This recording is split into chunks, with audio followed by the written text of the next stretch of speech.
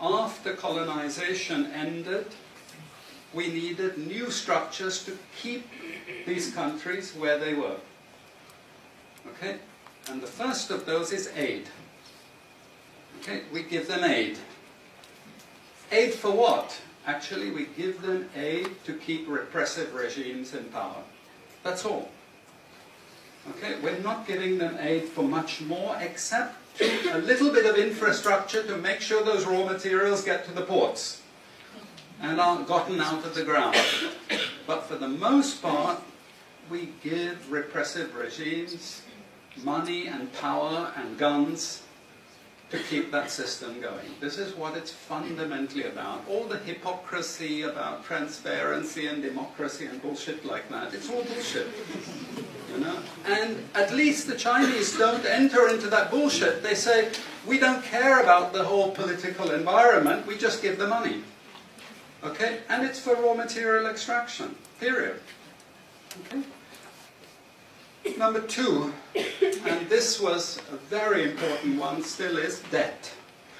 I was telling some of my students today, was it today or yesterday, about Confessions of an Economic Hitman. You remember this? Have any of you heard of this one? Confessions of an Economic Hitman. It's a book written by John Perkins, who used to work for a very nebulous, opaque bank. No one had ever heard of this bank, but it was formed in the 1950s by the IMF, the CIA, and the American State Department. And it had only one job: to lend money to developing countries that were raw material producers in order to indebt them. Once you are in my debt, I control you.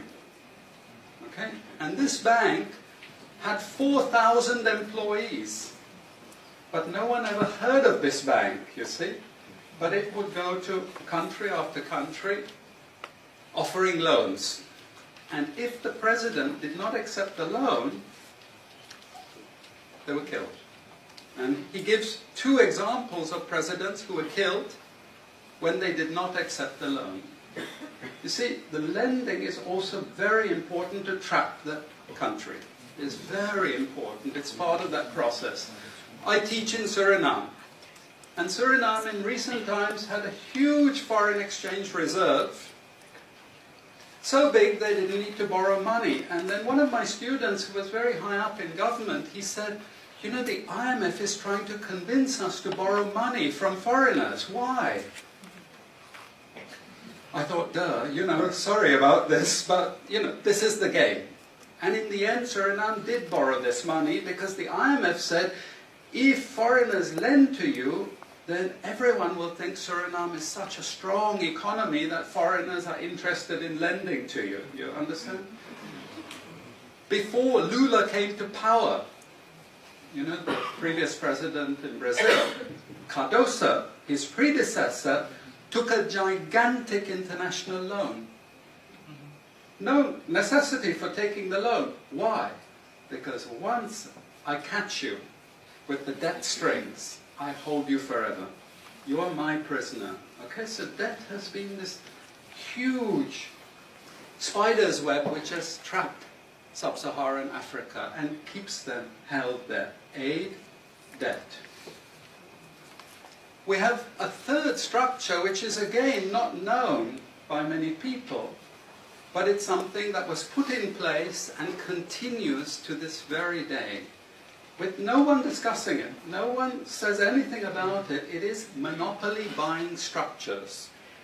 This is for all raw materials and basic agricultural goods produced by developing countries. There are only 4 or 5 Western multinationals that buy all those goods. And they collude between them. So if you take any major product, these Western multinationals, they collude between them. Even if we go down to banana production, we had a PhD down here at the ISS, and the person showed that the 4 or 5 major multinationals, they collude, and in order to make sure they control is total, what they do is they force all the producers to produce the same uniform banana. You know, the crap you buy in the West and has no taste at all. You go to any developing country, you know how a banana tastes, don't you? There's so many of them, lots of varieties, but we only market 1 or 2 types, so we have control, you see.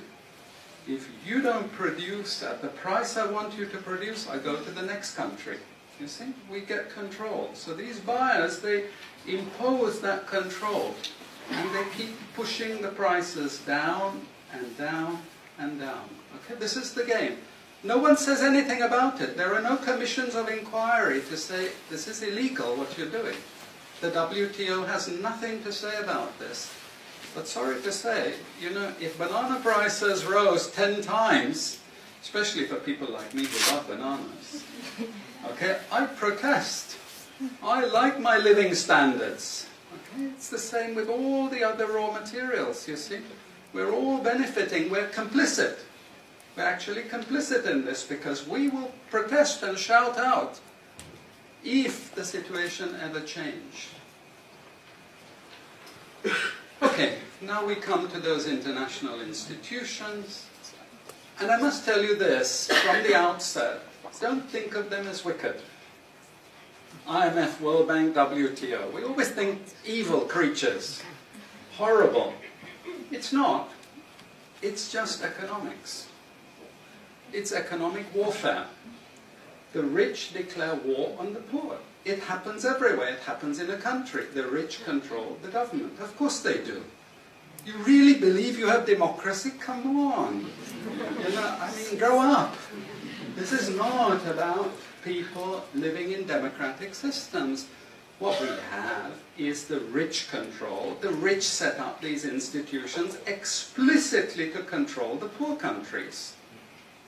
And they don't give them much room for maneuver.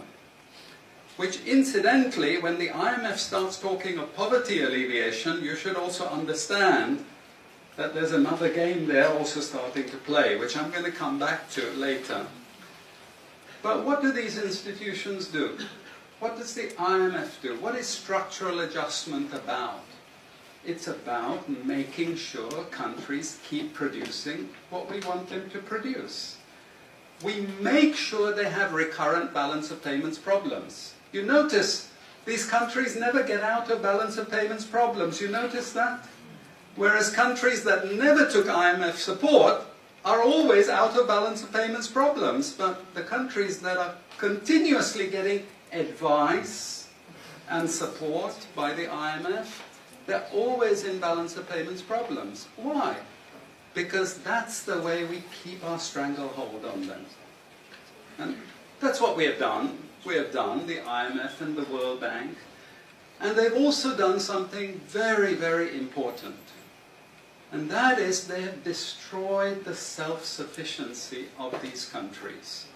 Colonization started it. Okay? One of the most important things is we destroy food self-sufficiency. Okay? And the World Bank continued it. They forced most countries to eliminate all food subsidies and food support. Okay? Because once you don't produce your own food, I increase my control over you. How do we know this? Well, very funny thing happened some years ago. Not so funny, actually.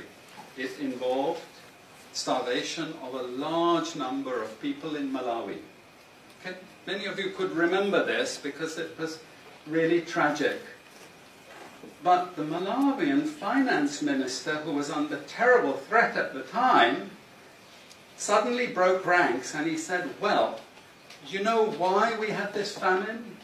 Because one of the conditions of the loan given by the World Bank was we destroyed all our grain surplus stocks. Why? Because remember, we want you dependent. 1970s, the US Senate, the US Congress said, we will not allow Latin America to produce their own food. We will start a strategy involving the IMF and the World Bank to destroy food self-sufficiency of Latin America. Then they will indeed be our true backyard.